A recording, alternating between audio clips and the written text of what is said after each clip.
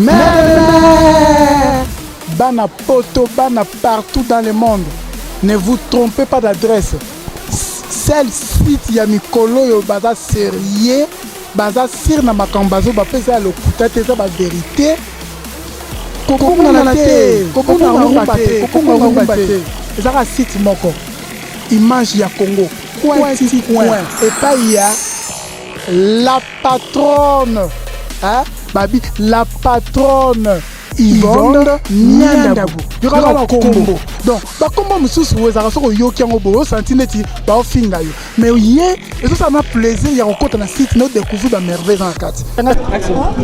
Bah, n'ambition, en internet, bon, mon image en live, n'a pas sa vie de recherche.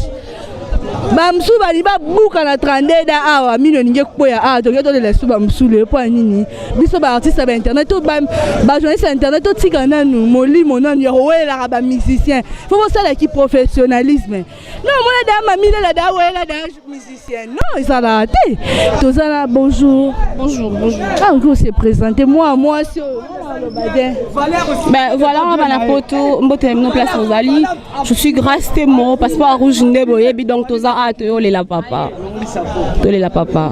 Je suis journaliste de Congo et la Grâce Mbizi la sexy que je salue. Si quand on moni binoa, bon quoi il pleut d'internet pour finir sa vie. Maman a Christelle Jaja na koya parce que Christelle Kabeya nga luka misete misenda lukanga. So Koffi Olomide yo mona Koffi Olomide danger peut-être yo moni Koffi Olomide lelo. Tout ça moi rappelle tinga ba tema ba tia so bazalinga que mona Koffi Olomide na 2008. Qui s'est avant Koffi en 2008 donc ça vaut même pas la peine Koffi aille au thème au calé batou au moins ni bon mot kosona wana e matanga papa to baby samolimo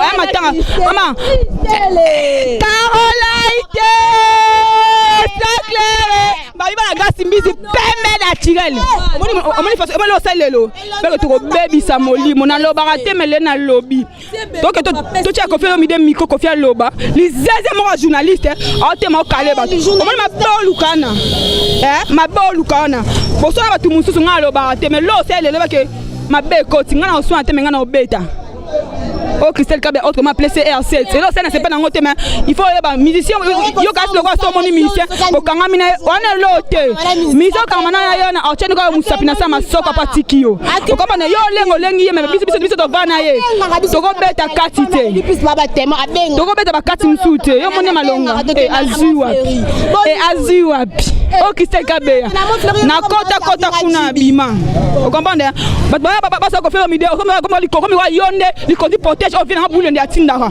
ça vaut pas la peine attends matanga papa boyebelo bo luka so e matanga papa interview à mission nyonso c'est pas que yo comme ça comparer na Koffi Olomide ko Koffi Olomide peut-être privé na yo et ça faut Koffi Olomide so c'est interview Koffi Olomide comme danger et l'autre mukinza parce que ba biso oyo Koffi shot lombo na mama mission ba te belete menga na Koffi shot lombo l'autre dans sa yebi na kota ndora vie le quadre na Koffi shot lombo à l'époque ba mtu baraté et c'est parce que to boy na biso yo so sima mais lo ça na batela parce que so sala ngosu na mission mususu na mission no bana yona oya boya mutu wana kindo kie ça le peut le bébé maman biso nyoso nde toza awa toyo sala musala to kati ba pongi to kike papa wemba kufi toyo lela papa ale ba animatrice soki ba journaliste andela journaliste local azanga passeport ya ko kangama ya Koffi Olomide moye bozwa ezate to se musala ngondeni ki professionnalisme za akweli ngo buka la kutu 32 da mino nga malonga kutu ana ngote na muno kelinge buka no so alikolo la na Koffi boni bo so yo mona danger c'est oui a Koffi Olomide mais biso so to kena na Montfleury wana to yebi yango to kota na kati bah il dit plus pas ebi boni boy trop c'est trop Mais Bana poto, Bana partout dans le monde. Ne vous trompez pas d'adresse. Celle site ya mikolo yo baza sérieux, baza sir na makambazo ba pesa le kutate za ba vérité. Kokonga na te, kokonga rumba te. Ezaka site moko. Image ya Congo. Point. Et pas il y a la patronne. Hein? Babi, la patronne. Yvonne Nyandabu. Il y aura un combo. Donc, comme mususu vous avez un yo qui a un beau centimètre, bah au fin d'ailleurs. Mais oui, et ça m'a plaisir. Il y a encore un site nous découvrir la merveille dans la carte.